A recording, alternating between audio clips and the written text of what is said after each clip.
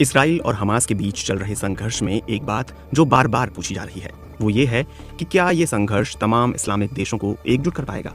क्या सभी इस्लामिक देश मिलकर इसराइल के खिलाफ खड़े हो पाएंगे। अभी तक तो इस संघर्ष के प्रति इस्लामिक देशों का रुख बटा हुआ दिख रहा था, लेकिन अब इसमें कुछ बदलाव नजर आ रहा है। इसराइल लगातार गजा पर हमले कर रहा है और इसे लेकर अरब देशों में नाराजगी बढ़ रही है।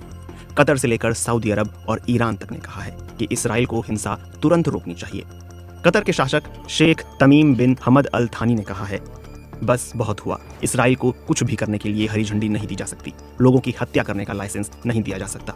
घेराबंदी करके सेटलमेंट के जरिए जो हो रहा है उसकी हकीकत को नजरअंदाज नहीं किया जा सकता। बिजली, पानी, खाने की सप्लाई को रोककर इसे पूरी कौम के खिलाफ हथियार की तरह इस्तेमाल करना बर्दाश्त नहीं किया जा सकता।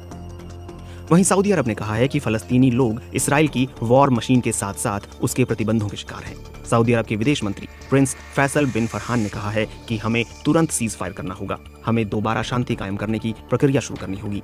इसे संभव बनाना ही होगा। अगर आप मुश्किलों से नहीं निकलना चाहेंगे, चुनौतियों से नहीं निपटना चाहेंगे, तो यहाँ कभी शांति नहीं होगी।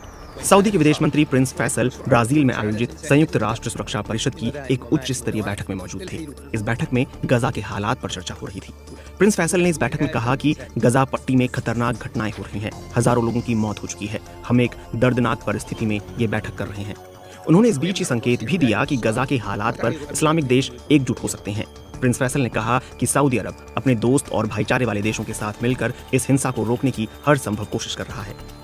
इस दौरान उन्होंने इसराइल के बारे में कहा कि वो अंतर्राष्ट्रीय मानवीय कानून सहित अंतर्राष्ट्रीय कानूनों का उल्लंघन करता जा रहा है। वैसे इसराइल और हमास के बीच जब से संघर्ष शुरू हुआ है तब से एक देश जो खुलकर हमास का समर्थन कर रहा है वो है ईरान।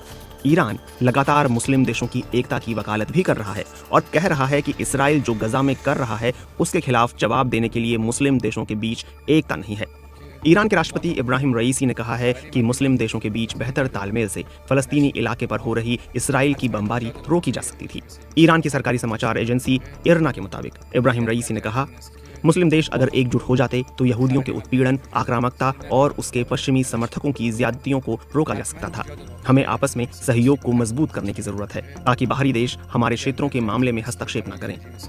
वैसे दिलचस्प बात यह है कि रईसी ने इस्लामिक देशों की एकजुटता वाली ये बात ऐसे कार्यक्रम में कही जो ईरान में सऊदी अरब के नए राजदूत के इंट्रोडक्शन के लिए आयोजित किया गया था। गौर करने वाली बात है कि ईरान और सऊदी अरब के बीच 7 साल के बाद राजनयिक रिश्ते बहाल हो रहे हैं।